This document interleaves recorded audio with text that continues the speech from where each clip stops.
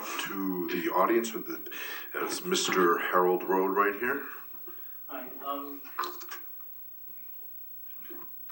Simply background. I worked at the Pentagon on Islamic and Iranian culture for 28 years.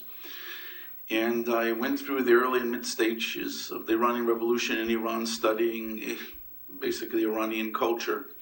And my question, since I don't know anything about nuclear things, to all of you, is that is there really an agreement? I know we all talk about this agreement between Iran, and it is really Iran and Obama here. Now here's the reason I say that. First of all, the agreement in English that whatever has been publicized is about a third of what is written in Persian. The English version is active. This will be done, this person or this country is responsible for that and all that. The Persian version is all passive voice. It will be done. It should be noted that. It isn't clear who's doing what to whom. The second point is that in Iranian culture and in Iran historically, written agreements don't mean anything. They're steps on a path to get to where you want to go. I know we in the West consider them holy. So whatever this agreement, first of all, we don't know, is it the Persian version that matters, the English version? And finally, Jim, you used the metaphor here of an onion. In Iran, the way Iranians understand Iranian culture is that there is a central core, like the center of an onion, and it is protected. It's like an onion. That's what they say.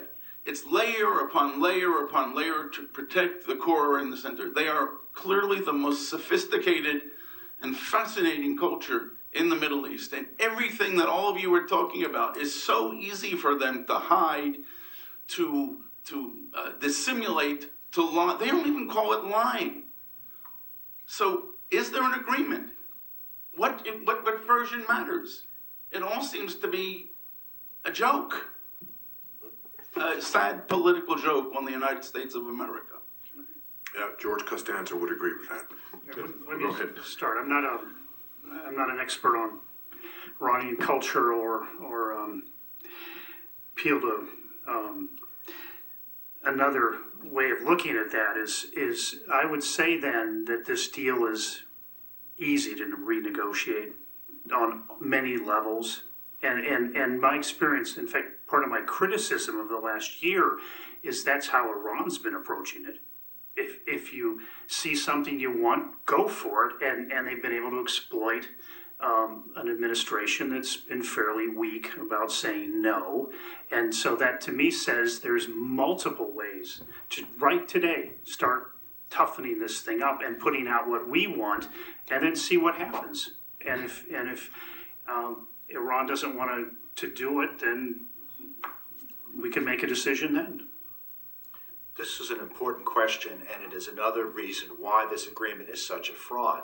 John Kerry, as much as admitted it was not negotiated as a treaty because the Obama administration knew it couldn't be ratified. And indeed, when it was voted on in Congress, most members of Congress voted against it, although not the two-thirds veto-proof majority necessary to kill the agreement. The top Democrats on the House Foreign Affairs Committee and the Senate Foreign Relations Committee voted against the agreement. The agreement was a fraud. It is an unsigned, non-binding executive agreement. You're right, there's another version in Persian that the Iranians think is binding, and that makes renegotiation or strictly enforcing this agreement extremely difficult. My father was a lawyer, and he used to say to me that law is not how it is written, it is how it is read. And I think that this is true also with these Iranian agreements.